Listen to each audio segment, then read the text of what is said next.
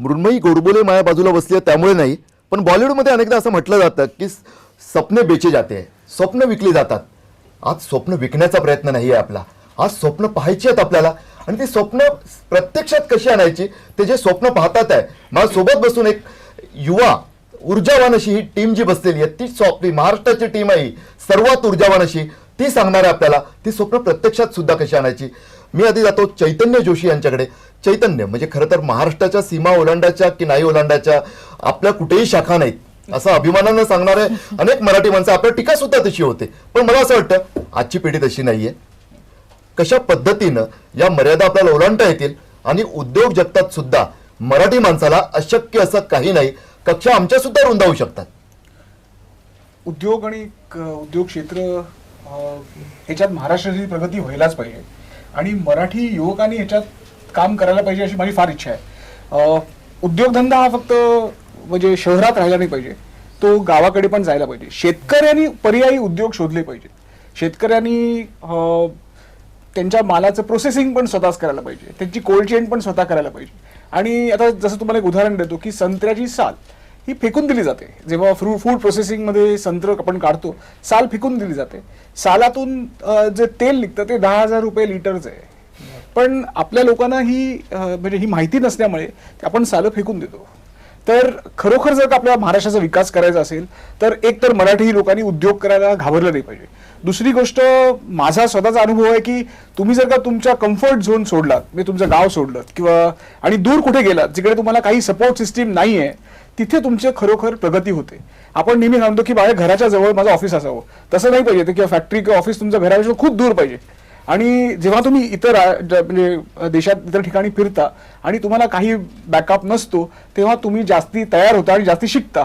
असा माझा अनुभव आहे आणि तो मराठी युवकांनी घ्यावा अशी माझी फार इच्छा आहे.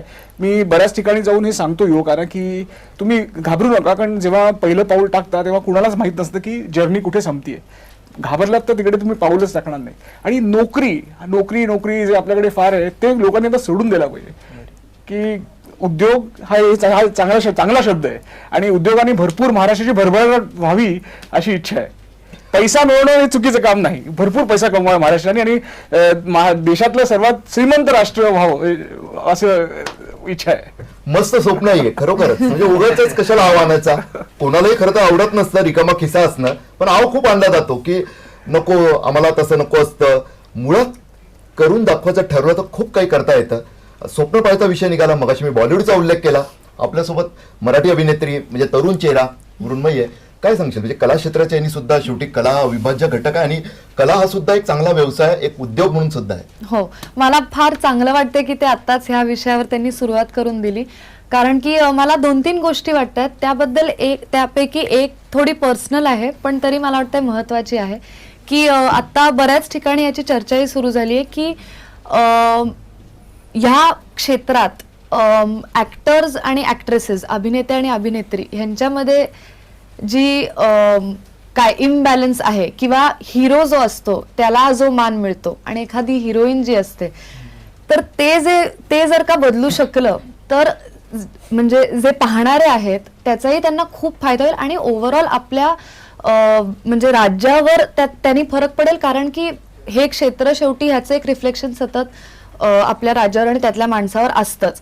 आणि मुलींना आणि बायकांना आणि ॲक्ट्रेसेसला जर जास्त रिस्पेक्ट मिळू शकला, जो आज हिरोजना मिळतो, तो पैशांच्या बाबतीतही तसाच फरक असतो. आणि अनेक आता अभिनेत्री आजकाल या विषयावर बोलतायत की जर एका हिरोला काय आपण म्हणूयात काय पैसे मिळतात आणि एखाद्या हिरोईनला काय मिळतात, ह्यात इतका फरक का आहे.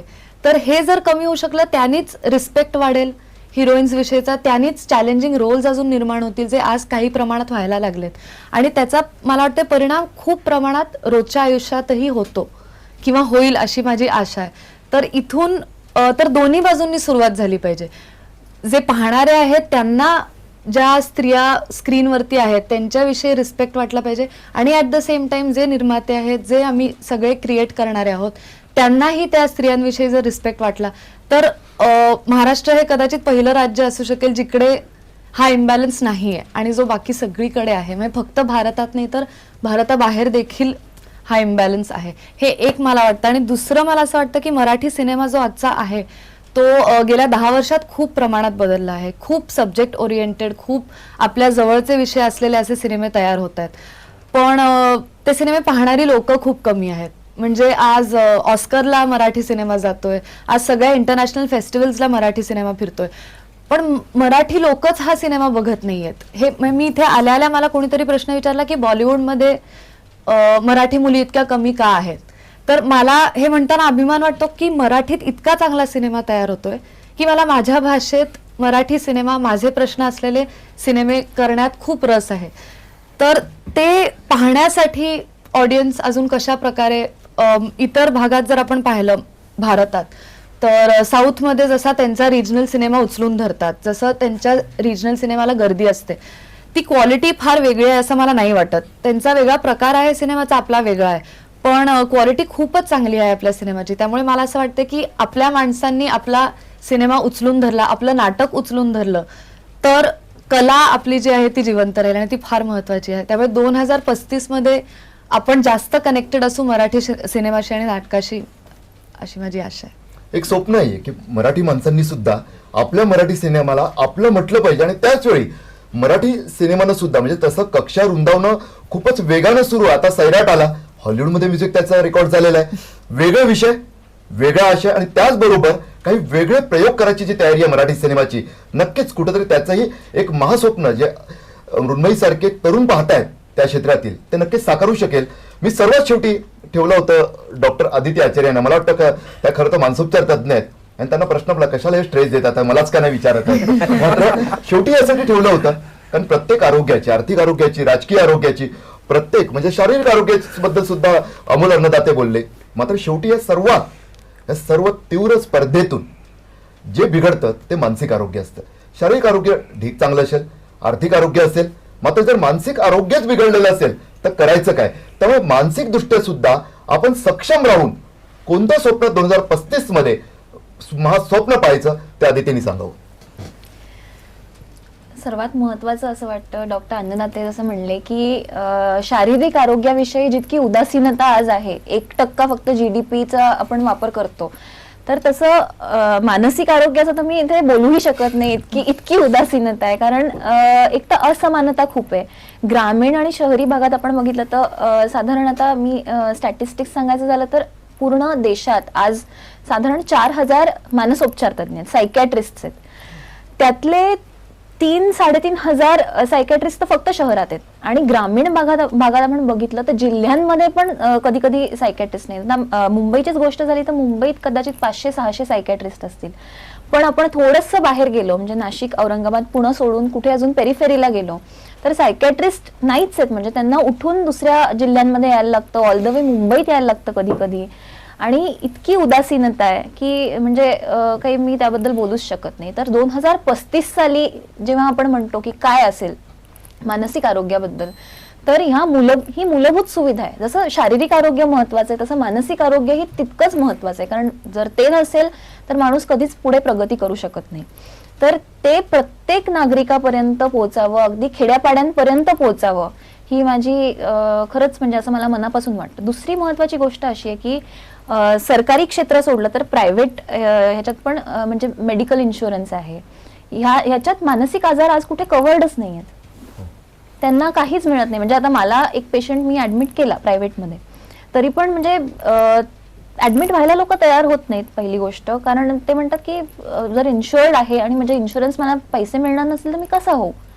हा एक खूप मोठा प्रश्न आहे. म्हणजे ज्या लोकांना सरकारी इस्पितळात जाता येत नाही किंवा जायची इच्छा नसते त्यांना अशा प्रकारच्या काही सुविधाच नाहीयेत. तर त्याकडे पण आपण लक्ष द्यायला पाहिजे, सरकारने लक्ष द्यायला पाहिजे आणि तशा पॉलिसीजमध्ये बदल घडवला पाहिजे. हे खूप महत्वाचं आहे.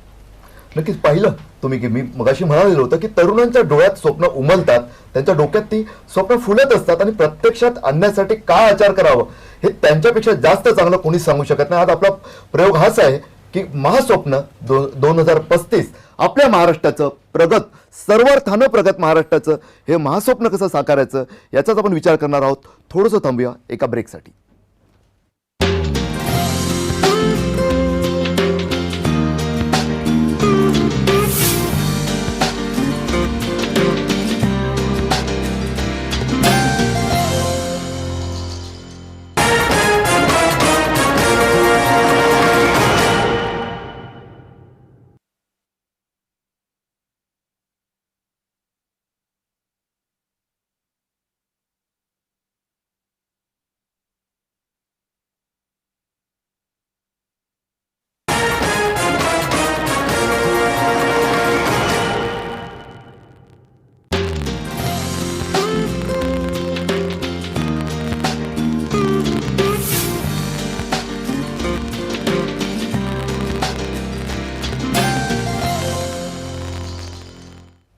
मस्त कार्यक्रम चाललेला आहे, एक वेगळा चर्चेचा प्रयत्न. खरं तर गप्पा आहेत या, उगाच औपचारिक चर्चा नाही आहे ही. स्वप्न काही औपचारिकपणे असं ठरवून एखादा अजेंडा सेट करून पाहिली जाऊ शकत नाहीत. स्वप्न पाहिली जातात ती अशीच, आणि ती प्रत्यक्षात आणण्यासाठी सुद्धा काहीतरी ठरवून असं काहीतरी केलं जात नाही. आत्ताच अदिती बोलताना तिने एक पॉलिसीचा मुद्दा आणला. खूप महत्त्वाचा विषय होता तो, धोरण बदलण्याचा. म्हणजे एक तरुण डॉक्टर, मानसोपचार तज्ज्ञ, तिनं जो मुद्दा आणला की आरोग्य विम्यामध्ये मानसिक आरोग्याला स्थानच नाही आहे ना. त्यामुळेच आता मी धोरणांबद्दलचा विषय निघाला म्हणून चैतन्य जोशी यांच्याकडे जातो. महाराष्ट्राचा सुद्धा जर आपल्याला खऱ्या अर्थानं म्हणजे आपला नंबर 1 होता, आता सुद्धा आहे असे दावे केले जातात. मात्र अनेक इतर राज्य वेगळ्या नव्या म्हणजे न्यू एरा जे इंडस्ट्रीज आहेत IT पासून वेगवेगळ्या, त्यात आपल्याशी स्पर्धा करताना दिसतात. अगदी पंजाबनं तर ॲग्रिकल्चरमध्ये कधीच आपल्याला मागे टाकलेलं आहे. नव्या काळात सर्वार्थानं 20 वर्षानंतर जर आपल्याला या देशाचंच नाही तर मगाशी विषयाला तसं या शिवराज म्हणालेत की संपूर्ण जगाचं आपल्याला जर आकर्षण केंद्र बनायचं असेल, महाराष्ट्राला सर्वार्थानं महाराष्ट्र बनायचं असेल, तर कोणत्या पॉलिसीमध्ये बदल अपेक्षित आहेत, कोणते बदल अपेक्षित आहेत? मी उद्योग क्षेत्राबद्दल बोलतो की आज महाराष्ट्रात उद्योग क्षेत्राला किंवा इवन साध्या नॉर्मल कन्झ्युमर्सना वीज ही सर्वात महाग आहे. आज जर का महाराष्ट्रात जर का तुमच्या घरी जी वीज येते ती 7 रुपये युनिटनी येते, तर इंडस्ट्रीला आज गुजरातमध्ये 4.5 रुपये युनिटनी येते. कर्नाटकात किंवा राजस्थानमध्ये त्याच्याहूनही रेट कमी आहे. आणि सर्वात जास्ती रेट जो इलेक्ट्रिसिटीचा आहे तो महाराष्ट्रात आहे. म्हणजे उद्योगधंदे महाराष्ट्राच्या बाहेर जाण्याचं मोठं कारण हेच आहे की वीजच परवडत नाही. लघु उद्योगांना सपोर्ट सिस्टीम नाही. आपल्याकडे अजून पण शरद पवार साहेबांनी फार चांगली गोष्ट सांगितली की शेतकऱ्यांनी पर्यायी उद्योग करायला पाहिजे. आज उद्योग करू नका किंवा व्यवसाय करू नका, तुम्ही नोकरी करा, हे हा मोठा मानसिक, डॉक्टर सांगतील एखाद्या वेळा मानसिकता कशी बदलायची ती, पण घरातूनच तुम्हाला सांगितलं तर नाही, तुम्ही सिक्युरिटी बघा, सेफ्टी बघा, की तुम्ही त्या चौकटीत राहा, ती चौकटीच्या बाहेर जाऊ नका तुम्ही.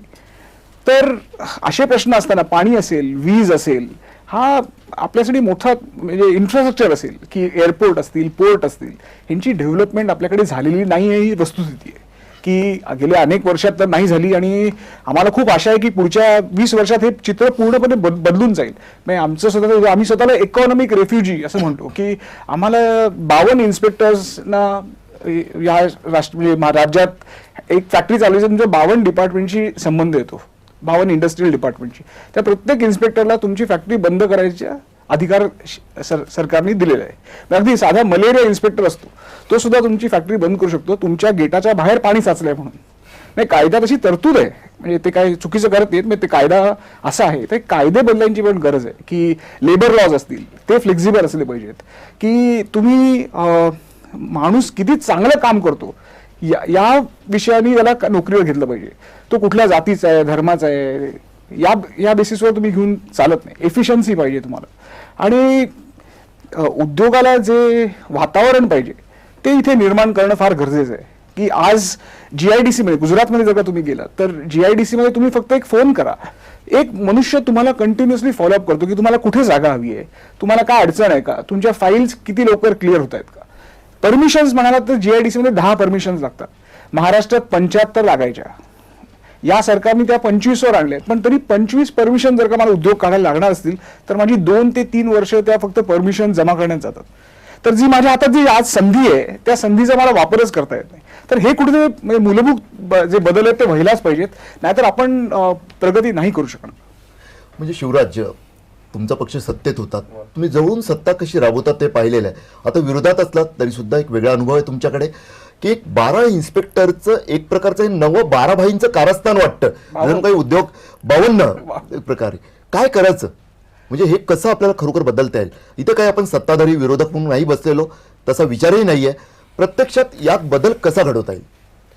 नाही, आता जोशी सर म्हणले त्यात काही चुकीचं असं नाहीये. पॉलिसी डिसिजन्समध्ये म्हणजे हे कधी पॉलिसी केलेली आहे, 50 वर्षापूर्वी केलेली पॉलिसी, 30 पॉलिसी आपण पुढं राबवत असतो, त्याच्यावरती काय आपण विचार विनिमय करत नाही.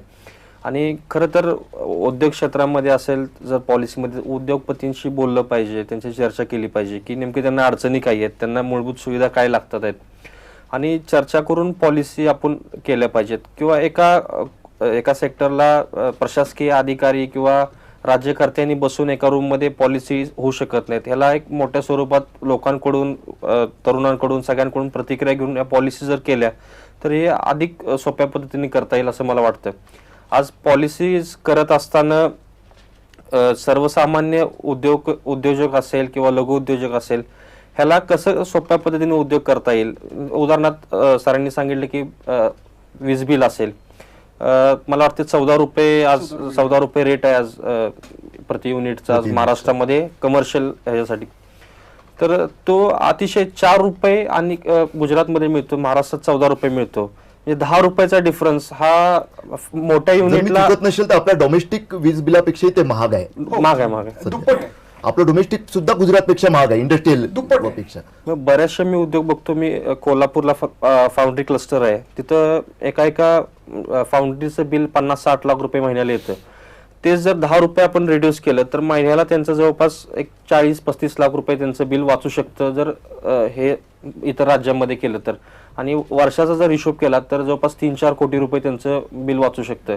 तर हे सगळे उद्योग त्या कारणांमुळे इतर ह्याच्यामध्ये इथं जागेच्या किमती फार आहेत. तिथं समजा जागा विकत घ्यायची गेली तर रेडी रेकनरचे रेट जास्त आहेत, स्टॅम्प ड्युटी जास्त आहे.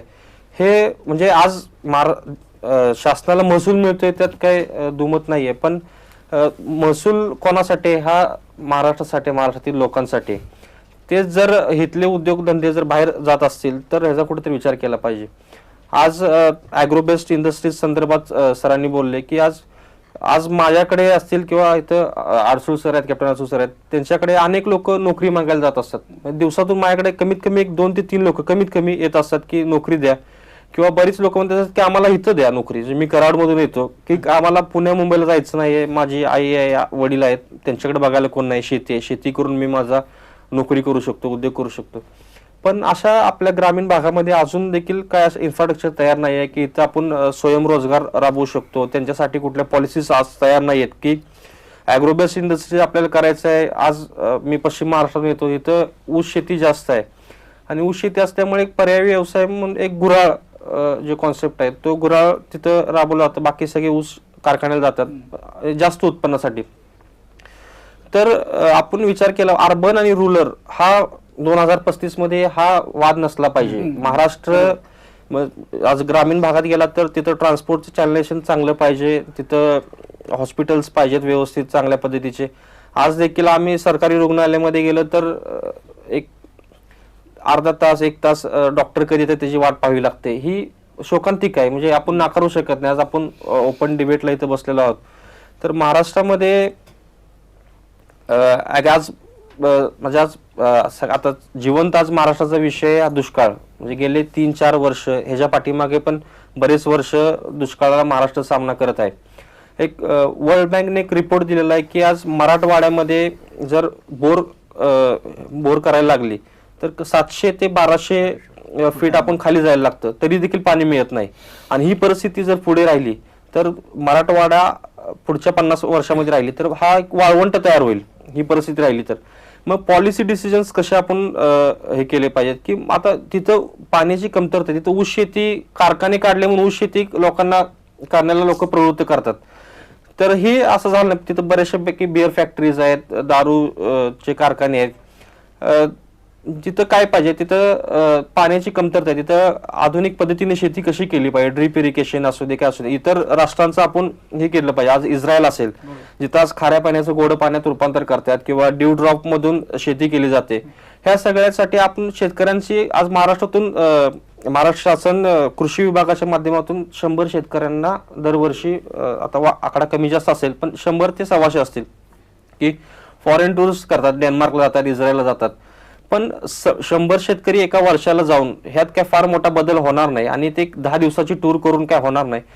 तिथं एक तिथले लोक इथं येऊन एक या लोकांना प्रशिक्षण दिलं पाहिजे. आपल्या लोकांना आपली लोक तिथं गेली पाहिजेत आणि विचारांची देवाणघेवाण करून नक्की आपण शेती म्हणजे आज किती शिकला तरुण काय केला की आज प्रॉब्लेम काय ग्रामीण भागामध्ये सर की शेतकऱ्याचा मुलगा आहे तो किती शिकला, त्याला जॉब ऑपॉर्च्युनिटी नसली, त्याला घरात बघायला लागलं तर शेती करतो. तर शेती करत असताना तो म्हणतो की 2000 रुपयाची नोकरी असून 3 पण आम्हाला नोकरी द्या, माझं लग्न करायचंय. कारण का आज ग्रामीण भागामध्ये कुठलीही मुलगी जर प्रायव्हेट असू दे, सरकारी असू दे किंवा सहकारी नोकरी असू दे, की त्या लग्नासाठी तो 2-3 हजार रुपयाची नोकरी करतो, त्याचं शेतीतून उत्पन्न कितीतरी पटीने 100 पटीने जास्त असतं. ही समस्या आज महाराष्ट्रापुढे आहे ही आणि याला समस्या, अनेक समस्या खरं तर शिवराजांनी मांडल्या, पण सर्वात महत्वाचा जो मुद्दा त्यांच्या बोलण्यातून लक्षात येतोय की धोरणं जी आखली जातात ना, ती कुठेतरी एसी चेंबरमध्ये बसून काही ठराविक डोकी एकत्र येतात, ज्यांच्याकडे सर्वात मोठं क्वालिफिकेशन काय असतं माहिती आहे? अधिकार.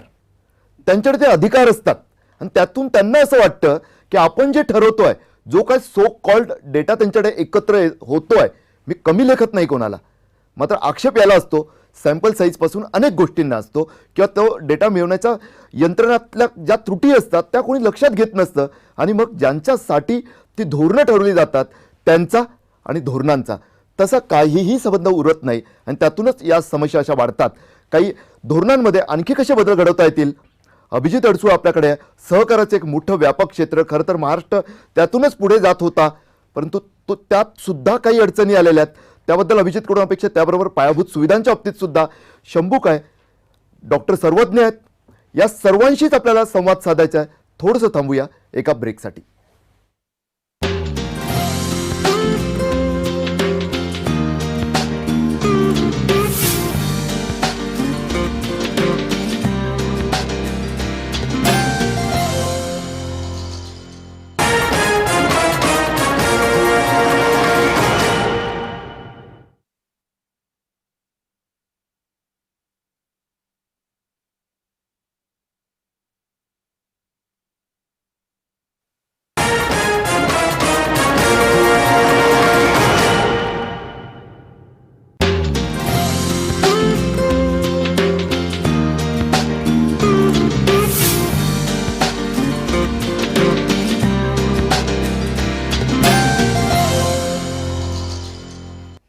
स्वप्न केवळ पाहून चालत नसतात, ती जागेपणी प्रत्यक्षात आणावी लागतात, त्यासाठी प्रयत्न करावे लागतात.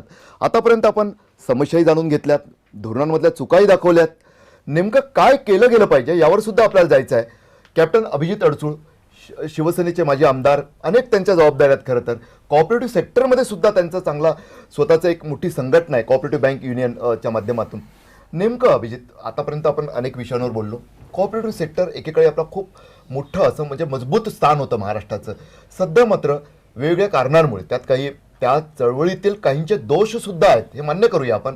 मात्र कसं आपल्याला त्यात पुन्हा एकदा एका वेगळ्या दमानं 2035ला एक प्रकारे आपला महाराष्ट्राचं महास्वप्न कसं साकार करता येईल? सहकार सर्व खऱ्या अर्थानं एक बेस लेवलची चळवळ आहे. एक सामान्य माणसांनी म्हणजे अक्षरशः आपण म्हणाल तर कामगारांपासून ही चळवळ सुरू झालेली आहे. कामगार एकत्र आले, कुठे जाती एकत्र आल्या, कुठे जातीची लोक एकत्र आली, कुठे धर्माची लोक एकत्र आली, कुठे एका ठिकाणी राहणारी लोक एकत्र आली, 10,000 रुपये जमा केले स्वतःचं, आणि तिथे संस्था, पतसंस्था, त्याची बँक तयार झाली आणि आज मोठ्या बँकांमध्ये रूपांतर झालं. आज कॉपरेटिव्ह बँक आज मुंबई महाराष्ट्रामध्ये आज जवळजवळ 90-100 बँका होता, आज 50-55 बँका आज मुंबईमध्ये राहिलेल्या आहेत.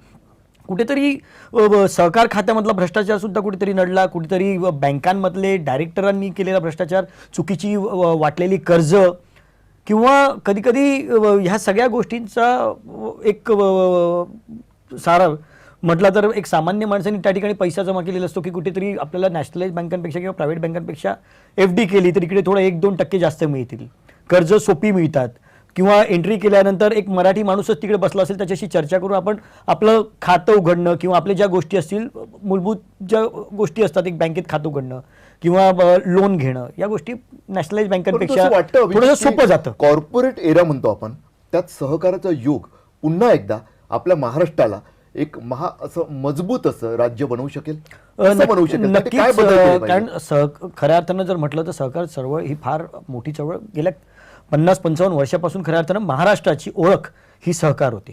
आणि आज आपण जर पाहिलं सहकारी साखर कारखाने, सहकारी बँका, सहकारी पतसंस्था, अशा सहकारी कितीतरी चळवळी आहेत. आज मी स्वतः मुंबई बँकेचं ज्याच्यावर मी आज डायरेक्टर म्हणून आज मी सर्व 54 बँका, त्या ठिकाणी माझीच युनियन आहे. त्या ठिकाणी त्या युनियन चालवून सुद्धा त्या ठिकाणच्या मॅनेजमेंटनी मला निवडून दिलं आहे. गेल्या 30 वर्षापासून माझे वडील त्या ठिकाणी युनियन चालवत आहेत, ते अध्यक्ष आहेत, मी कार्याध्यक्ष ॲडवायझर म्हणून त्या ठिकाणी काम करतो. परंतु कुठेतरी चांगलं बॅलन्सिंग काम जर तुम्ही त्या ठिकाणी केलं, की युनियन जरी चालवत असलं तरी सुद्धा लोकांना त्या ठिकाणी काम करणारे आमच्या युनियनच्या ठिकाणी एक एंट्रीला एक लिहिलेलं आहे, संस्था टिकली तर कर्मचारी टिकेल आणि कर्मचारी टिकला तर युनियन टिकेल. आणि त्यामुळे सर्वात पहिले काम कुठलं तर ती संस्था टिकवणं, संस्था चालवणं. संस्था जर चांगल्या पद्धतीने चालली तर ऑटोमॅटिकली कर्मचाऱ्याचं भलं होईल, कर्मचारी टिकेल आणि मग युनियन ही नंतरची गोष्ट. आणि त्या पद्धतीने आम्ही युनियन चालवतो म्हणून कुठेतरी एक चांगल्या प्रकारची आज ह्या सहकारी चळवळीमध्ये ज्या ठिकाणी आमची युनियन आहे त्या ठिकाणी मॅनेजमेंटची लोक मला मतदान करून मला मुंबई बँकेवर डायरेक्टर म्हणून निवडून आणतात. त्या ठिकाणी 15 गट आहेत. बँकांमधून 2 डायरेक्टर जातात, 2 सहकारी पतसंस्थांमधून जातात, असे वेगवेगळे गट आखलेले आणि त्याच्यातून जवळजवळ 15 प्रकारचे वेगवेगळे डायरेक्टर त्या ठिकाणी निवडून गेले. आणि खऱ्या अर्थानं जर ही सहकार चळवळ चांगल्या पद्धतीने चालवली, सरकारने जर त्याला चांगल्या पद्धतीने जर पाठिंबा दिला, कारण मध्ये काही केंद्र सरकारमधून अशा पद्धतीच्या जाचक अटी त्या ठिकाणी येत होत्या की आता सहकार चळवळ पूर्णच्या पूर्ण बंद होते की काय, या बँका बंद पडतात की काय, इतकी वाईट परिस्थिती त्या ठिकाणी झाली होती. आणि खऱ्या अर्थानं एक सामान्य माणूस या सहकार चळवळीतून उभा राहू शकतो. आणि खऱ्या अर्थानं राज्य सरकारचं सुद्धा धोरणामध्ये भरपूर अशा योजना त्यामध्ये आहेत की सहकार चळवळ उभी करून तुम्ही त्या ठिकाणी संस्था तयार करून एक चांगले उद्योगधंदे त्या ठिकाणी लिज्जत पापड सारख्या जर गोष्टी धरल्या तर त्या पद्धतीने अशी एक मोठ्या संस्था आपण उभारू शकतो. म्हणजे एक ज्याची सुद्धा आहे. अमूल आहेत, म्हणजे अशा एक वेगवेगळ्या संस्था, म्हणजे खऱ्या अर्थानं जर चांगल्या पद्धतीने जर त्या संस्थांमध्ये काम झालं तर मोठ्या प्रमाणावर त्या ठिकाणी फायदा एक ग्रामीण मधल्या सामान्य माणसाला होऊ शकतो. एक विषय मी मगाचपासून सगळ्यांचे ऐकतोय, खरं मला आनंद होतो की काहीतरी मला सुद्धा नवीन शिकायला मिळतंय. कोणी म्हणतं की लोकल बेस जो आहे, खऱ्या अर्थानं आपण साऊथला जातो, साऊथचे पिक्चर चालतात, महाराष्ट्रात 12-13 करोड जनता आहे आणि तरीसुद्धा आपलं मराठी पिक्चर जर चालत नसेल तर मला वाटतं हे पिक्चर काढणाऱ्याचं किंवा काम करण्याचं दुर्दैव नाही, ते आमच्यासारख्या मराठी माणसाचं दुर्दैव आहे की आम्ही त्या ठिकाणी मराठी पिक्चरला न जाता हिंदी पिक्चरला त्या ठिकाणी गर्दी करतो. हेच आपण साऊथला गेलो तर साऊथ इंडियन पिक्चर त्या ठिकाणी लागला असतो आणि ज्या ठिकाणी मुंबईमध्ये हाऊसफुल चाललेला हिंदी पिक्चर त्या ठिकाणी तिकडे रिकामा पडलेला असतो, त्या ठिकाणी जायला त्यांच्याकडे एकही माणूस नसतो, तिकीट एखादं विकलं जात नाही आणि त्याच ठिकाणी दुसरा एक साऊथ इंडियन पिक्चर बघायसाठी पूर्णच्या पूर्ण थिएटरच्या बाहेर आणि त्याच्या बाहेर रस्त्यावर गर्दी त्या ठिकाणी जमली असते. याच्यातून फरक जाणवतो की आपण मराठी माणूस याबद्दल किती आपण मराठी फक्त आपण बोलतो, परंतु खऱ्या अर्थानं मराठी पण वाढवायचं असेल तर या सगळ्या गोष्टींमध्ये आपल्याला लक्ष घालावे लागेल. 10 तारखेला पिक्चर येतोय, मी सगळ्यांना 10 जूनला सगळ्यांना आपल्या मार्फत प्रेक्षकांना सांगू इच्छितो की पिक्चरचं नाव 20 म्हणजे चांगलं नाव सुद्धा चांगलं आहे. 20 म्हणजे 20चा जो विषय आलेला आहे तर आपल्याला 2035 साठी जो अजेंडा सेट करायचा आहे की कला क्षेत्राबद्दल, म्हणजे आता अभिजितने खरं तर योग्य मार्गावर परत एकदा नेलं की त्यांचं म्हणणं आहे की मराठी माणूस चित्रपट पाहत नाही, पण अनेकदा असंही दिसतं की मराठी माणसापर्यंत मराठी चित्रपट पोहोचू शकतात का, कारण केवळ एक अर्बन मार्केट पकडून चालणार नाही. म्हणजे मला असं वाटतं की चैतन्याला सुद्धा मान्य असेल की सध्या अगदी ज्या कन्झ्युमर गुड्स कंपन्या आहेत त्या सुद्धा रुरल मार्केटवर जास्त भर देतात, जास्त फास्ट ग्रोविंग याच्यासाठी ग्रामीण माणसाकडे जाण्यासाठी प्रयत्न केले गेले पाहिजेत असं वाटतं का, कारण स्क्रीनचा विषय येतो तेवढे अवेलेबल आहेत का, काय केलं गेलं पाहिजे वाटतं? 20 म्हणजे 20चा मी एक पटकन त्या निमित्ताने सांगून टाकते की 20 म्हणजे 20 हा ग्रामीण विषयावरच आधारित सिनेमा आहे आणि ग्रामीण आणि त्यातही शिक्षण हा त्याचा विषय आहे. तर त्यामुळे मला असं वाटतं आजच्या या आपल्या डिस्कशनमध्ये तो एक खूप सूट होईल असा विषय आहे, कारण की त्यात मूळ जी गोष्ट आहे ती अशी आहे की गावांमध्ये ज्या शाळा असतात तर त्यांच्यावरती काही नियम असतात की जर स्टुडंट्सचा आकडा अमुक असेल तरच ती शाळा चालू राहू शकते, नाहीतर ती शाळा बंद करावी लागते. पटसंख्या 20 असली पाहिजे. तर त्यात आता आपल्याला माहितीच आहे की एक 14,000 शाळा बहुधा आहेत ज्या आता कदाचित बंद होण्याच्या मार्गावर आहेत.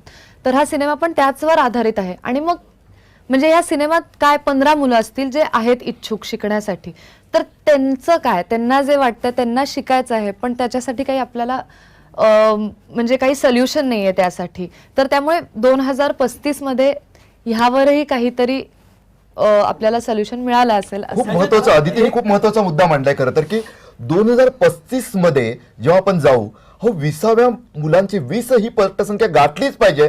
हा अट्टहास योग्य आहे, मी त्याबद्दल बोलत नाही, पण एक विचार हाही केला पाहिजे की मग त्या 19 मुलांपर्यंतच जर ती पटसंख्या अडत असेल एखाद्या गावात तर त्या 19 मुलांनी काय चूक केली आहे, त्यांच्यापर्यंत शिक्षण पोहोचवायचं नाही का?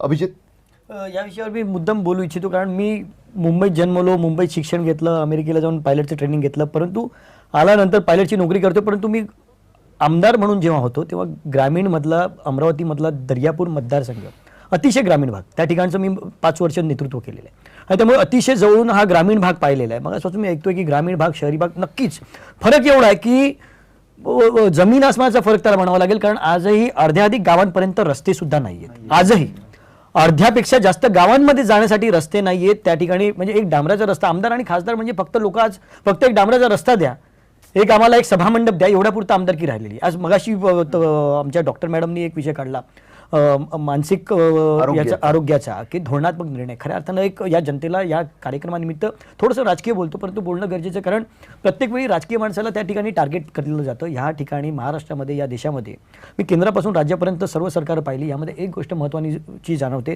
की जो माणूस राजकारणामध्ये काम करत असतो तो नेहमी जनतेला काहीतरी देण्याचा प्रयत्न करत असतो, कारण त्याला परत निवडणुकीला सामोरं जायचं किंवा लोकांना रोज डे टू डे फेस करायचं असतं. हजारो लोक तुमच्याकडे येत असतात, हा प्रश्न आहे तो प्रश्न, तुम्ही काहीतरी करून तो प्रश्न कसा सोडवता येईल याच्या मागे लागलेला असतं. परंतु ह्या देशातल्या आणि राज्यातला सर्वात मी एक वाईट परिस्थिती आमच्या देशाची करण्यामागे ह्या देशाचं आणि राज्याचं प्रशासन हे फार मोठं जबाबदार आहे. हे फार जबाबदारीने बोलतोय, कारण मी 5 वर्ष आमदारकी त्या ठिकाणी मी काम केलंय आणि अतिशय धोरणात्मक निर्णय जेव्हा घ्यायची वेळ येते, किंवा आजही मी एक तुम्हाला उदाहरण देऊ इच्छितो की शेतकऱ्याचा माल जेव्हा तयार होतोय, 1 महिन्यामध्ये शेतकऱ्याचा माल तयार होणार आहे आणि त्यावेळी तुम्हाला वीज कंपनीचे लोक त्या ठिकाणी वीज कापायला येतात आणि तो म्हणतो फक्त 1 महिना थांबा. आमच्यापर्यंत याच्या अक्षरशः तिथे हजारो शेतकरी जमलेले असायचे, आम्ही तिथपर्यंत जायचो आणि शेतकरी आम्हाला सांगायचे साहेब फक्त 1 महिना थांबा, 1 महिना वीज आम्हाला 1 महिना द्या, 1 महिन्याने आमचा माल तयार झाला विकला की पुढच्या 1.25 महिन्यामध्ये आम्ही बिल भरतो आणि जर 1.25 महिन्याने बिल नाही भरलं तर 1.25 महिने तुम्ही वीज कापा. दुर्दैवानं अजय मेहता, मी नावासकट सांगतोय, जो माणूस त्या ठिकाणी MD होता या वीज कंपनीचा, आज मुंबई महानगरपालिकेचे आयुक्त म्हणून त्या ठिकाणी बसलेले आहेत. ह्या माणूस तरीसुद्धा कधीही न ऐकता प्रत्येक वेळी त्या गावातल्या लोकांची वीज तोडत गेला. प्रत्येक वेळी त्या ठिकाणी त्या लोकांना, आणि अधिकाऱ्यांवर पण अशा जबाबदाऱ्या दिल्या जायच्या. त्या बिचारी अधिकारी सुद्धा छोटे मोठे असायचे की तुम्ही जर वीज कापली नाही तर तुम्हाला कामावरून काढण्यात येईल, आणि अशा पद्धतीने कमीत कमी 2 ते 3 वीज कंपनीच्या अधिकाऱ्यांनी सुद्धा आत्महत्या केल्या. म्हणजे त्यांच्यावर सुद्धा अशी जबाबदारी दिली की तुम्ही जर शेतकऱ्याची वीज कापली नाही तर तुम्हाला कामावरून काढलं जाईल, आणि काढलं गेलं काही लोकांना. म्हणजे अशा पद्धतीने हे जे धोरणात्मक निर्णय खऱ्या अर्थानं कधी कधी मीडिया जे गोष्ट दाखवते, सभागृहामध्ये गोंधळ होतो किंवा राजकीय विरोधी भागावरचे खाली उतरतात, वेलमध्ये येतात, घोषणाबाजी होते. अतिशय विदारक चित्र आपल्या देशामध्ये दाखवलं जातं की भांडतायत, मारामाऱ्या करतायत. अरे पण नक्की मी माझ्यासाठी काहीतरी पाहिजे ह्यासाठी भांडत नसतो. माझ्या मतदारसंघातल्या लोकांचा पाण्याचा प्रश्न असतो, विजेचा प्रश्न असतो, कुठेतरी चोरी झाली असते, कुठेतरी आत्महत्या झालेली असते.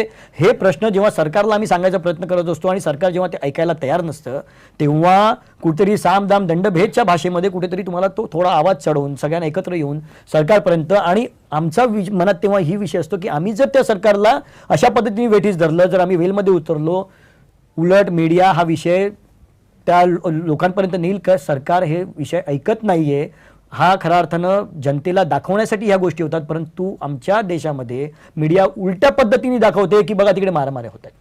हा खऱ्या अर्थानं जनतेचे प्रश्न सोडवण्यासाठी त्या ठिकाणी हे सर्व गोष्टी होत असतात.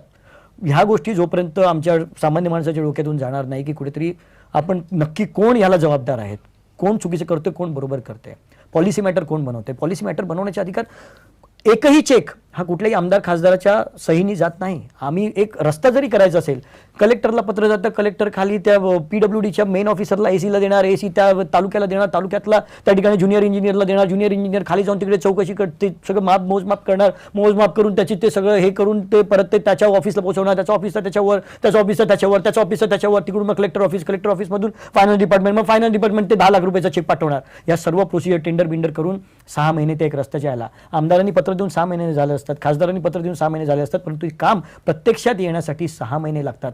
जोपर्यंत सामान्य माणसाला या गोष्टी करणार नाही, तो म्हणतो मी काम दिलेलं आहे, यांनी सांगितलं मी काम करतो, परंतु ती गोष्ट 6 महिने झाली, वर्ष झाली, अजून का झाली नाही, त्याला खऱ्या अर्थानं प्रशासन जबाबदार आहे. हे जोपर्यंत आमच्या सामान्य जनतेपर्यंत पोहोचत नाही तोपर्यंत हा महाराष्ट्राचा विकास होणार नाही.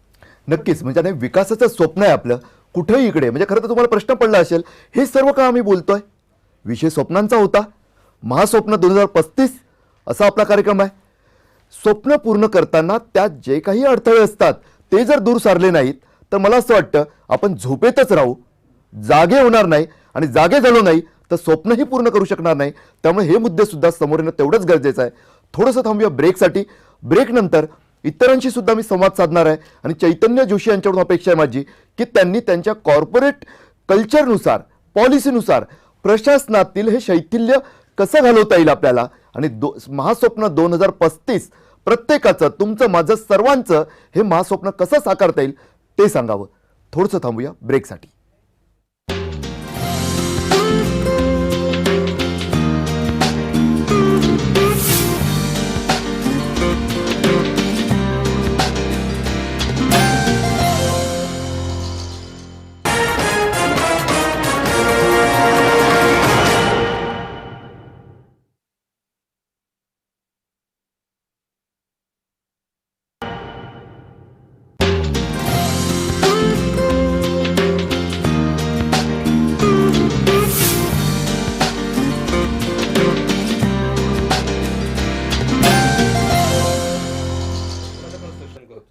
स्वप्न ही पाहायची असतात, खूप छान असतं स्वप्न पाहणं.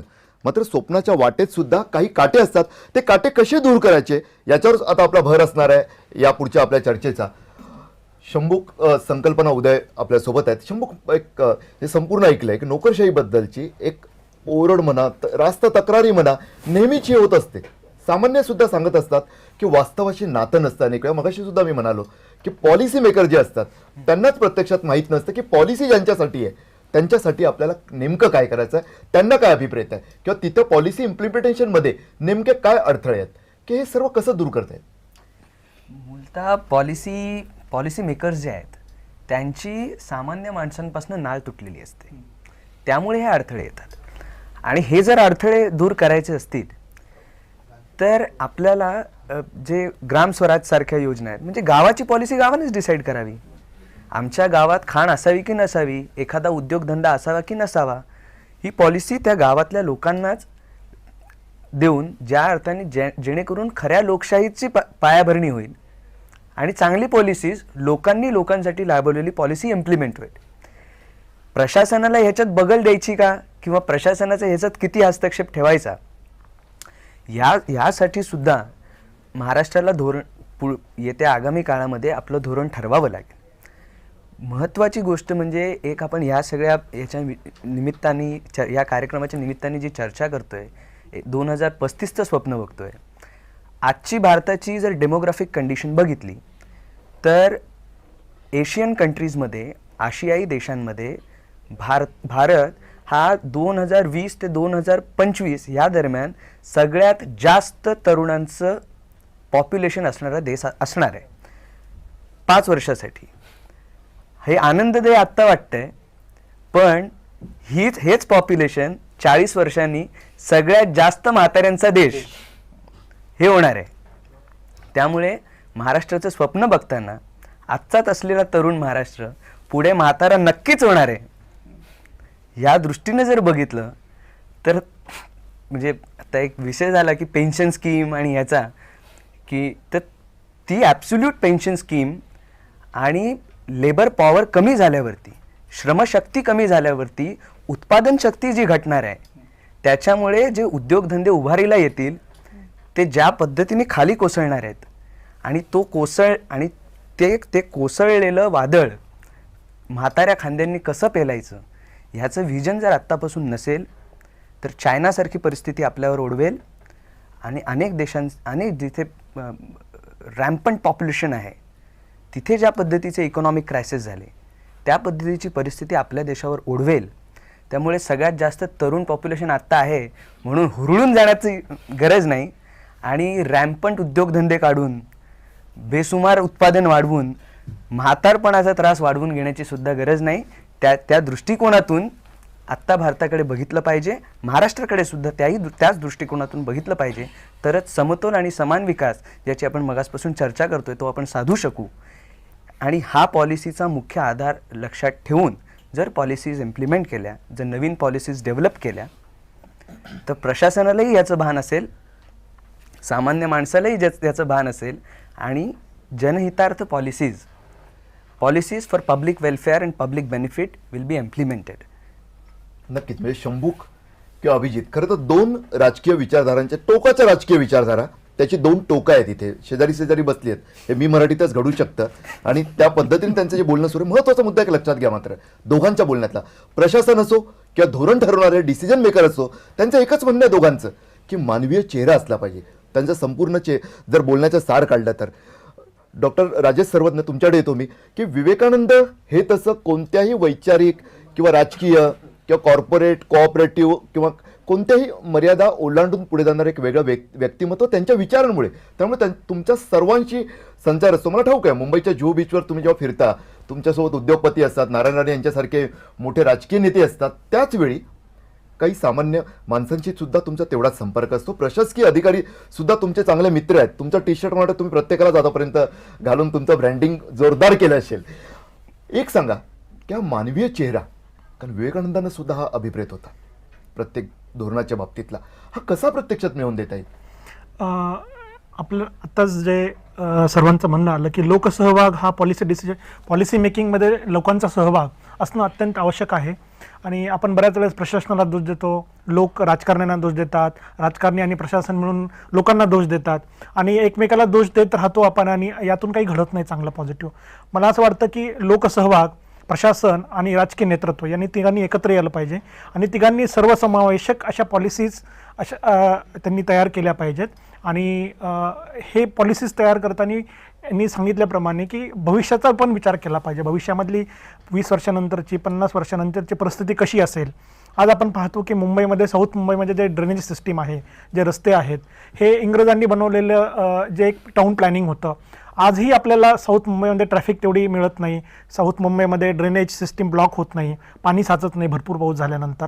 हा त्यांनी 50 वर्ष 100 वर्षाचा विचार करून त्या पद्धतीने नियोजन केलं आणि ते प्रत्यक्षात आणलं. पण त्याचप्रमाणे मुंबईतले सबब बघतो आपण, उपनगरं, हे आपण प्लॅन केलेले सबब्स आहेत. त्यामध्ये प्रचंड मोठ्या प्रमाणात झोपडपट्टी आहे, बेकायदेशीर बांधकाम मोठ्या प्रमाणात झालेलं आहे. आणि अशा पद्धतीने आपण केलेल्या गोष्टी ह्या भविष्याचा विचार न करता केलेल्या गोष्टी आहेत. त्यासाठी आपणच दोषी आहोत. आपण दोषी आहोत, लोक दोषी आहेत, प्रशासन दोषी आहे आणि राजकीय नेतृत्व दोषी आहे. मला असं वाटतं की सर्वांनी एकत्र आलं पाहिजे आणि भविष्याचा विचार करून त्या पद्धतीच्या पॉलिसीज आपण तयार केल्या पाहिजेत. आणि लोकसहभाग हा खूप महत्त्वाचा आहे.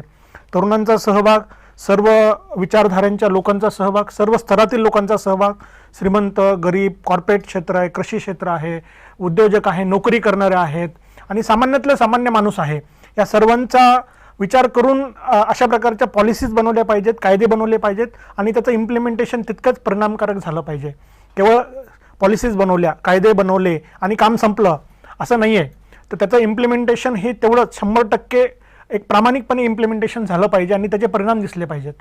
सर्वांचा सहभाग असला पाहिजे, केवळ लोकांपासून ते सर्वांचा. एक वेगळा आणखी पुढच्या टप्प्याचा विचार दिला डॉक्टर सर्वज्ञ यांनी. आपल्याला आणखी पुढे जायचं आहे.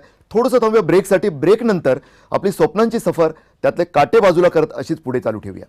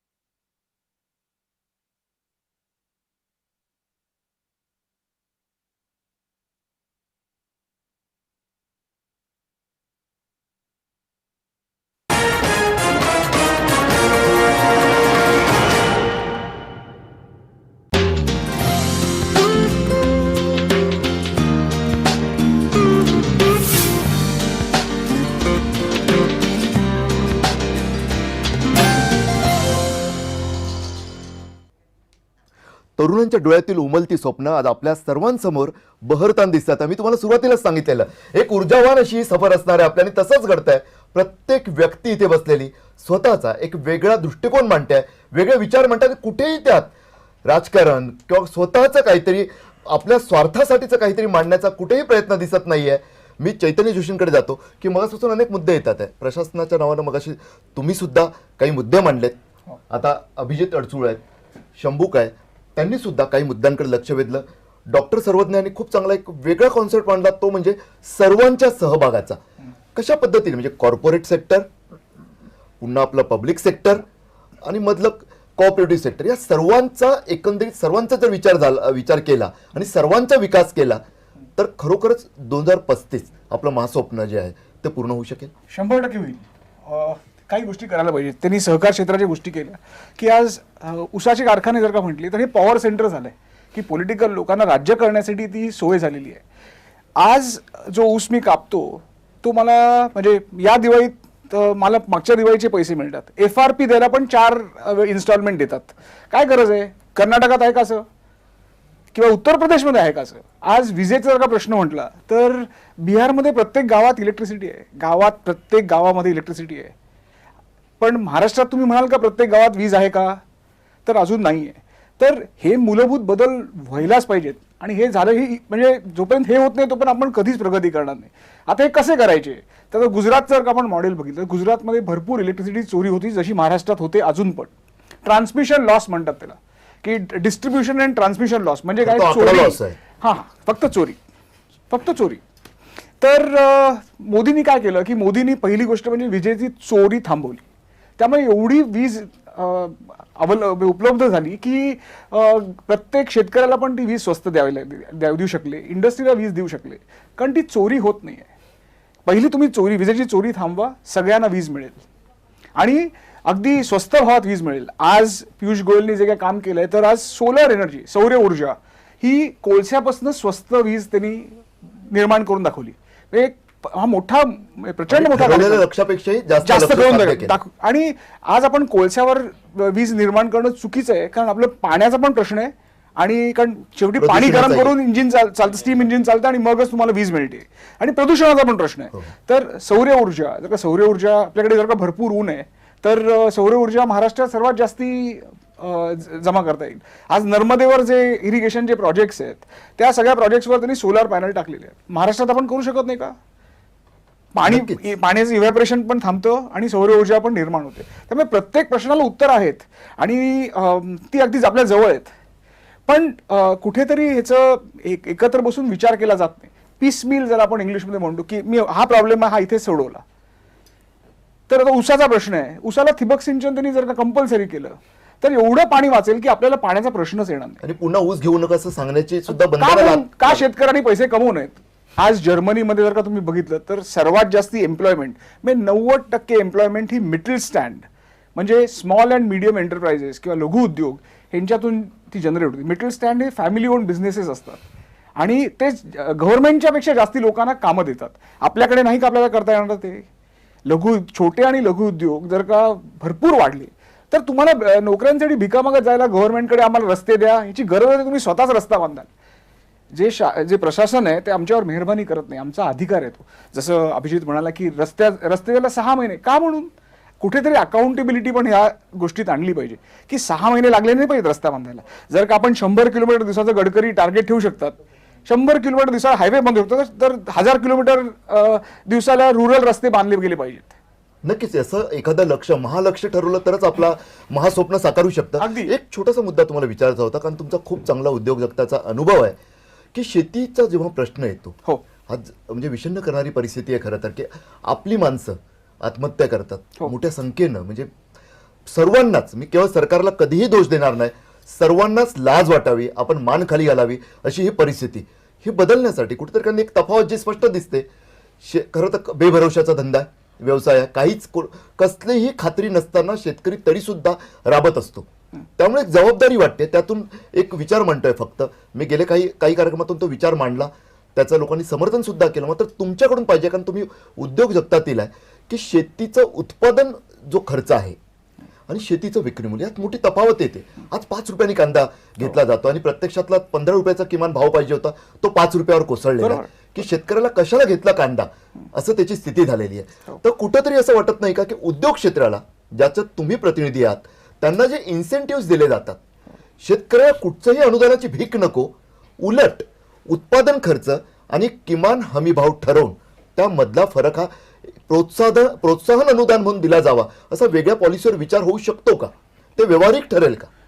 इंडस्ट्रीला कुठले अनुदान फार काही दिलं जात नाही. मी तुम्हाला आधी हे दिलं जातं. नाही दिलं जात. म्हणजे हे पेपरावर जे असतं आणि जे आम्हाला खरोखर मिळतं याच्यात मोठी तफावत आहे. की असं लोकांना वाटतं की इंडस्ट्रीला काही बेनिफिट जमीन दिली जाते. आम्ही ओसाड कुठल्या तरी जमिनीत जाऊन फॅक्टरी टाकतो. पण शेतकऱ्यांचं जर तुम्ही म्हणाल की 5 रुपये किलो जर का कांदा असेल तर 40 रुपये किलो ऑनियन पावडर आहे. तुम्हाला मी सांगतो, जगात फ्लेवरिंगसाठी ऑनियन पावडरच वापरली जाते जगभर. तोच कांदा 5 रुपयाचा जर का शेतकऱ्यांनी त्याचा सगळ्या शेतकऱ्यांचं सहकार म्हणजे कोऑपरेटिव्ह मुवमेंट मधनं जर का त्यांच्या सगळ्यांचा कांदा एका ठिकाणी केला, जो बाजारात विकला जात नाही कांदा, त्याची जर का ऑनियन पावडर बनवली तर 40 रुपये की 80 रुपयाने तुम्ही ते एक्सपोर्ट करू शकता. तर म्हणजे 5 रुपये कांद्यासाठी शेतकऱ्यांनी रडत बसायची गरज नाही आहे. त्याला पर्याय काय ह्याचा विचार करायची गरज आहे. तर कॉर्पोरेट जगाने जर का शेतकऱ्यांच्या बरोबर एकत्र काम केलं तर आम्हाला सहकार क्षेत्राची गरज वाटत नाही. आज आम्हाला ऊसाचे कारखाने चालवायला द्या, ऊसातून मिळतं भगास, कॅटल फीड, एथेनॉल, इलेक्ट्रिसिटी आणि साखर. आम्ही सगळे प्रॉफिटमध्ये चालू आणि यशस्वी करून दाखवू. म्हणजे अमूलपेक्षा जास्ती आम्ही पैसे कमवून दाखवू. आणि शेतकऱ्याचा हात जो असा आहे, सदैव जो मागणार आहे तो असा असायला पाहिजे. तो बळीराजा आहे, त्याचा देणारा हात आहे, मागणारा नाही. पण त्यांच्यापर्यंत ही गोष्ट जात नाही की तुम्ही ऑनियन पावडर करा आणि तुमचं प्रॉफिट तुम्ही 10 पट करा किंवा 20 पट करा. मी संत्र्याच्या सालीचं उदाहरण दिलं की 10,000 रुपये लिटर तुम्ही फेकून देताय हो कचऱ्यामध्ये. पण सहज चर्चेतून सहज खरं गप्पा रंगल्यात. मी चर्चा हा शब्दही थोडा औपचारिक वाटतो, तो वापरत नाही. किती चांगल्या कल्पना पुढे येतात आणि त्यातून आपल्याला आपल्या महाराष्ट्राचं एका समर्थ प्रगत सर्वार्थानं प्रगत अशा महाराष्ट्राचं महास्वप्न नक्कीच साकारता येईल. थोडंसं थांबूया एका ब्रेकसाठी. शेवटच्या टप्प्यात प्रत्येकाचं एक स्वप्न असतं. ते स्वप्न महाराष्ट्रासाठीचं काय आहे, कदाचित कोणाला वैयक्तिक सुद्धा मांडायचं असेल, व्यक्तिगत स्वप्न सुद्धा काय ते सुद्धा आपण जाणून घेऊया. थोडंसं थांबूया एका ब्रेकसाठी.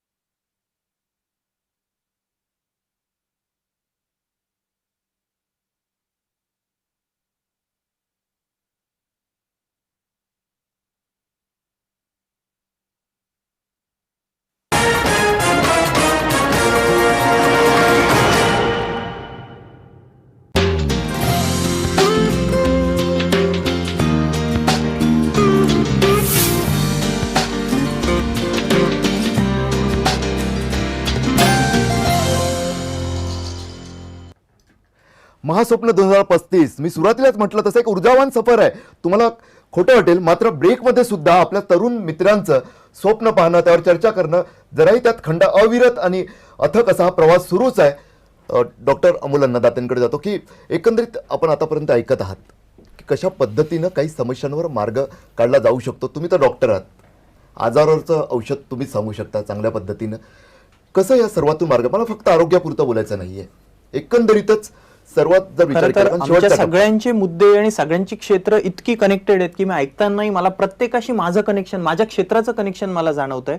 धोरणापासून सुरू करतो. मला वाटतं धोरण ठरवताना अगदी मूलभूत मुद्द्यांकडे इतकं दुर्लक्ष आपण करतोय. अगदी साधं उदाहरण, आणि तुम्ही सांगितल्याप्रमाणे आपल्याला काही टार्गेट्स ठरवून चालवावे लागणार आहेत आणि ते टार्गेट्स अचीव्ह झालेच पाहिजे. नाहीतर मी सांगितल्याप्रमाणे प्रगत आणि आरोग्य नसलेलं महाराष्ट्र आपल्याला दिसेल, किंवा जसे म्हातारे खांदे आपल्याला दिसतील, तरुणांचेच त्याच तरुण वयातच म्हातारे झालेले खांदे दिसतील कदाचित. तर अगदी साधी गोष्ट की अजून आपण स्वच्छ पाणी म्हणजे मुंबईतही देऊ शकलेलं नाही, बाकीची तर गोष्ट सोडूनच द्या. म्हणजे महाराष्ट्राला आजही स्वच्छ पाणी नाही. स्वच्छ पाण्यामुळे डायरिया होतो. त्या डायरियाच्या लसीकरणासाठी, रोटा व्हायरसच्या लसीकरणासाठी आपण 3,000 कोटी रुपये खर्च करतोय. ही किती मोठी म्हणजे ही हा एक विनोद आहे. तर प्रिव्हेन्शन नाही. हा म्हणजे तुम्ही त्याचं ज्याच्यामुळे आजार निर्माण होत आहे त्याच्या करण्यासाठी तुम्ही 3,000 कोटी खर्च करताय आणि साधं स्वच्छ पाणी दिलं तर मला वाटतं 2035 पर्यंत जर स्वच्छ पाणी मिळालो आणि आपण सगळे परत भेटलो तर आपल्या सगळ्यांच्या चेहऱ्यावर एक वेगळंच हास्य असेल असं मला वाटतं. इतकी साधी गोष्ट आहे. आपल्याकडे 2035 ला 4 मेजर किलर्स असणार आहेत. एक म्हणजे संसर्गजन्य आजार, इन्फेक्शियस डिसीजेस ग्रामीण भागासाठी, शहरी भागासाठी हार्ट डिसीज, हृदयरोग, डायबिटीस आणि ऍक्सिडेंट्स. आपण रस्त्यांचं तुम्ही 100 किलोमीटर रस्त्यावर पण ते 100 किलोमीटरवर किती जीव जाणार आहेत. आज तुम्ही मुंबई पुणे हायवे ची कंडिशन बघताय. तुम्हाला म्हणजे रिसेंटली मी रिसर्च वाचला बघा, किती साधी गोष्ट आहे की मुंबई पुणे हायवेवर जेव्हा तुम्ही गाडी चालवता तेव्हा एक हिप्नॉटिक इफेक्ट निर्माण होतो. मॅडम त्याच्याबद्दल सांगू शकतील. आणि त्याच्यामुळे ऍक्सिडेंटचं प्रमाण काही प्रमाणात वाढतात. त्या हायवेवरची 4 लेन हायवेची ही गोष्ट आपण कधी लक्षात घेणार आहोत. त्याच्यावर आपण काय, मला वाटतं कंपल्सरी 10 किलोमीटर नंतर 5 मिनिटं थांबा असं आपल्याला 2035 ला करावं लागेल. इतके साधे उपाय आहेत. इतके साधे उपाय आहेत. म्हणजे त्यांनी ज्या मानसिक आरोग्याच्या मुद्द्यावर आणलेलं आहे, अदिती नेमकं आणखी काय बदल अपेक्षित आहे? मग खूप चांगला मुद्दा मांडलेला आरोग्य विम्याच्या धोरणात सुद्धा बदलाचा. आता पुढचा टप्पा जो आहे की समाजातली स्पर्धा जशी वाढत जाईल तसंच मानसिक आरोग्य थोडंसं बिघडत जाणं स्वाभाविक आहे. कोणी मान्य करो आणि मान्य करू नये. म्हणजे शारीरिक आजारांच्या बाबतीत मान्य तरी करतात की मी आजारी आहे, मला कळतं. मानसिक रोगी मात्र तसं मान्यही करत नाही. खरंय. मला तर असं वाटतं की जनजागृती हे फार महत्वाचं आहे. आता आज आहे 2016, 2035 पर्यंत जितकी जास्तीत जास्त जनजागृती करता येईल.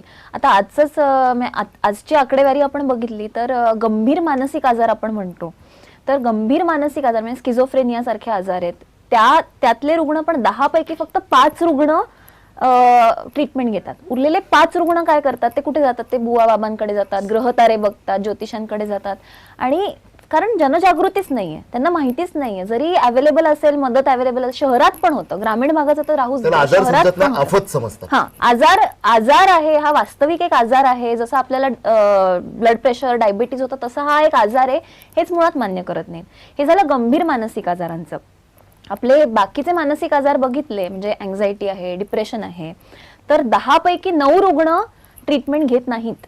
फक्त 1 रुग्ण डॉक्टर पर्यंत, सायकॅट्रिस्ट पर्यंत पोहोचतो. तर हे किती दुर्दैव आहे आजचं. पण हे बदलण्यासाठी मला असं वाटतं की जास्तीत जास्त जनजागृती होणं आणि ह्याची जबाबदारी आमच्यासारख्या लोकांवर आहे. आणखी एका जनजागृतीची तुमच्याकडून अपेक्षा देते की एक सांगा की संपूर्ण आपण ऐकलं धोरणातला बदल म्हणतोय आपण, नोकरशाहीला मानवीय चेहरा द्यायचा बोलतो आपण, सामान्यांचा सहभाग वाढला पाहिजे, त्यांच्यात स्वतःविषयी, स्वतःच्या जबाबदाऱ्यांविषयी सुद्धा एक जागरूकता निर्माण झाली पाहिजे. मात्र ही सर्व मानसिकता कशी काय तयार होऊ शकेल? मानसिकतेत बदल असा घडवायचा असेल तर सर्वात महत्वाचं म्हणजे आपण जी पिढी आता म्हणजे येते पुढे त्यांच्यापासून सुरुवात केली पाहिजे. हे लहानपणापासून कुठेतरी शिक्षण यायला पाहिजे. सुजाण पालकत्व हे कुठेतरी लोकांना वाटतं की सुजाण पालकत्व म्हणजे काय, आपण पालक झालो की आपल्याला सगळं जमायला लागतं पालकत्व, पण तितकं सोपं नसतं. तर हे सगळे विचार जेव्हा आपण कोवळ्या वयापासून त्यांच्यात रुजवायचा प्रयत्न करतो, तिथे जाऊन कुठेतरी पुढे जाऊन एक 15-20 वर्ष 25 वर्षाचा तरुण जेव्हा होतो तेव्हा त्याला असं वाटतं की माझ्या पलीकडे मी 4 लोकांना मदत केली पाहिजे, माझ्या देशासाठी, माझ्या शहरासाठी, माझ्या स्टेटसाठी मी काहीतरी करायला पाहिजे. ही भावना तेव्हाच येऊ शकते. लोकल ग्लोबल विषयी एकच छोटासा मुद्दा आहे की मला वाटतं 2035 पर्यंत आपण माहिती तंत्रज्ञान युग म्हणतोय, पण इतका माहितीचा ही अगदी शेवटच्या माणसापर्यंत इतकी सोप्या पद्धतीने पोहोचावी की मला असं वाटतं की छोट्या आजारांसाठी डॉक्टरांकडे जाण्याचीही गरज पडू नये. आज सर्दी खोकल्यासाठी रांगा लागलेले जेव्हा मी बघतो तेव्हा मला आश्चर्य वाटतं. माझ्याकडे येणाऱ्या 50% लोकांना माझी गरजच नसते असं मला कधी कधी वाटतं. मला वाटतं म्हणजे आणि त्याच्यासाठी हे तुमचं माध्यम हे सगळ्यात प्रभावी माध्यम आहे. तर अगदी सर्वात महत्वाचा मुद्दा पुन्हा एकदा तोच येतो, लोकशिक्षणाचा. लोकशिक्षणासाठी मनोरंजन हे खूप प्रभावी माध्यम असतं. आणि मगाशी आपण म्हणालो तसं की जवळजवळ 12.5 कोटीच्या महाराष्ट्रात 10 कोटी खरं तर एक्सपेक्टेड तुमचे व्ह्युअर असले पाहिजेत. मात्र घडताना तसं दिसत नाही मराठी चित्रपटांच्या बाबतीत. काय केलं गेलं पाहिजे की 2035 मध्ये मराठी इंडस्ट्री अगदी प्रोफेशनली स्वतःच्या पायावर उभी राहू शकेल? मला असं वाटतं की महाराष्ट्रात शहरांमध्ये मल्टिप्लेक्सेस आणि थिएटर्स हे कॉन्सन्ट्रेटेड आहेत, तर ते त्यातून बाहेर पडून गावांमध्ये जाणं गरजेचं आहे. तिकडे सिनेमा पाहण्यासाठी उपलब्धी कमी दरात होणं गरजेचं आहे. आणि at the same time Hindi चित्रपट ज्या प्रकारे प्रमोट होतात, ज्या प्रकारे गावात म्हणजे अगदी कोपऱ्यातही एखाद्या, तुम्हाला आज शाहरुख खान माहिती आहे किंवा सलमान खान माहिती आहे, तर मराठी सिनेमा पोचू शकत नाहीये आत्ता तिकडे. तर त्याची वेगवेगळी कारणं आहेत. त्यापैकी एक हेही आहे की ज्या प्रमोशनचा जो फोर्स असला पाहिजे, जो पाठिंबा असला पाहिजे आणि जो फायनान्शियल सपोर्टही असला पाहिजे, तो नाहीये. त्या व्यतिरिक्त मराठी सिनेमाला एक प्राधान्य मिळायला पाहिजे शोजसाठीचं, आणि छोट्या छोट्या गावांमध्ये त्याची उपलब्धी असणं, म्हणजे ते म्हणजे अभिजित उपलब्ध आवडीचा करून विषय देणं. आहे. कुठेतरी सक्ती झालीच पाहिजे. नाही, सक्ती नाही, सक्ती नाही. परत आज जर म्हटलं, आज इनडायरेक्टली का होईना त्यांच्या तोंडून जे निघालं की कुठेतरी प्राईम टाईम मध्ये मराठी पिक्चर लागले पाहिजे, त्यांच्याच भल्यासाठी मी सांगतो की खऱ्या अर्थानं महाराष्ट्रामध्ये का होऊ नये. जर मराठी आमची प्रमोट करायची असेल तर कधी कधी ती सक्ती जर असेल, आज मी गल्फमध्ये जातो तर गल्फमध्ये मॅकडॉनल्ड्स हे त्यांच्या भाषेमध्ये लिहिलेलं असतं. मग आमच्या महाराष्ट्रामध्ये आम्ही जर मराठीमध्ये जेव्हा सक्ती करतो किंवा मॅकडॉनल्ड्स हे मराठीत लिहावं, तेव्हा कुठेतरी मग नक्कीच. आता शेवटचा टप्पा सुरू आहे. राजकीय त्याला वळण खूपच दिलं कमी जातं. वेळ आहे, त्यामुळे प्रत्येकाकडून एक छोटीशी अपेक्षा आहे की स्वतःचं एक मोठं महास्वप्न सांगावं एका वाक्यात, फक्त जास्त वेळ न घेता. चैतन्य, माझ्यासाठी 2035चा महाराष्ट्र हा श्रीमंत, सुखी श्रीमंत, आणि सुदृढ सुखी, सुदृढ महाराष्ट्र. डॉक्टर अमोल, महाराष्ट्राच्या प्रत्येक नागरिकाला मोफत आरोग्य विमाच्या माध्यमातून नैतिक आरोग्य सेवा मिळावी, सगळ्यात महत्वाची. शिवराज, महाराष्ट्रातील प्रत्येक युवकाला प्रायमरी असू दे किंवा हायर एज्युकेशन मिळालं पाहिजे आणि प्रत्येक युवकाला हाताला काम मिळालं पाहिजे, हे माझं महाराष्ट्राबद्दल स्वप्न आहे. अदिती, महाराष्ट्रात प्रत्येक खेड्यापाड्यात आरोग्य सेवा, मानसिक आरोग्य सेवा ही उपलब्ध झाली पाहिजे, हे माझं सर्वात मोठं. महाराष्ट्रभरात सगळीकडे मराठी सिनेमा हा पाहायला मिळायला हवा आणि मराठी लोक हे त्यांनी येऊन हे पाहावा. महाराष्ट्र सुखी, समाधानी आणि समृद्ध व्हावा. सर्वांना शिक्षण, सर्वांना रोजगार आणि जगण्याचा सर्वांना समान अधिकार. 2035 पर्यंत महाराष्ट्रातल्या शहराप्रमाणे ग्रामीण भागामध्ये, वाडी वस्त्या तांड्यांमध्ये इंटरनेट सेवा अवेलेबल व्हावी. आणि जेव्हा इंटरनेट अवेलेबल होतं, त्यातून माहिती तंत्रज्ञानाचे खूप मोठे द्वारं खुलले जातात आणि अधिकार आणि कर्तव्य याची जाणीव होते. ज्ञानाचे दरवाजे खुली होतात आणि त्यातून मोठं परिवर्तन येतं. तर मला असं वाटतं की इंटरनेटचा ॲक्सेस जसं जसं वाढेल तसं तसं परिवर्तन महाराष्ट्रामध्ये होईल. आणि त्यासाठी इंटरनेट पोचवणं, वायफाय पोचवणं, आणि खरोखरच म्हणजे 3Gच्या नावाखाली फसवणूक नको 2Gची. 4G हे खऱ्या अर्थानं तसं स्पीडचं आपल्याला 4G मिळालं पाहिजे. प्रत्येकाची स्वप्न आपण ऐकली. आता नेमकं महास्वप्न 2035 आपलं जे सर्वांचं महास्वप्न आहे, एका समर्थ महाराष्ट्राचं, सर्वार्थानं प्रगत महाराष्ट्राचं, ते साकारायचं असेल तर नेमकं काय? मला वाटतं सर्वांच्या चर्चेतून तेच मुद्दे बाहेर आलेले आहेत. मागे एका भाजपा नेत्याचा वॉरूममध्ये मुलाखत घेताना त्यांना मला विचारलेलं होतं, अहो तुम्ही अच्छे दिन म्हणून आम्हाला सारखं पिडता, हे अच्छे दिन म्हणजे नेमकं काय? त्यावेळी सहजरित्या तोंडातून बाहेर पडलं होतं, आम्ही कुठेही हिनवत नाही. अच्छे दिन म्हणजे काय? तर माणसांना माणसांसारखं सन्मानानं जगण्याचा अधिकार, तेच अच्छे दिन. हे अच्छे दिन खरोखरच 2035 पर्यंत या महाराष्ट्रातील प्रत्येकाला मिळावेच, हेच आपल्या सर्वांचं महास्वप्न आहे. आपण आपल्या या शोमध्ये इथंच थांबूया. तुम्ही पाहत राहा मी मराठी न्यूज. दे धडक बेधडक.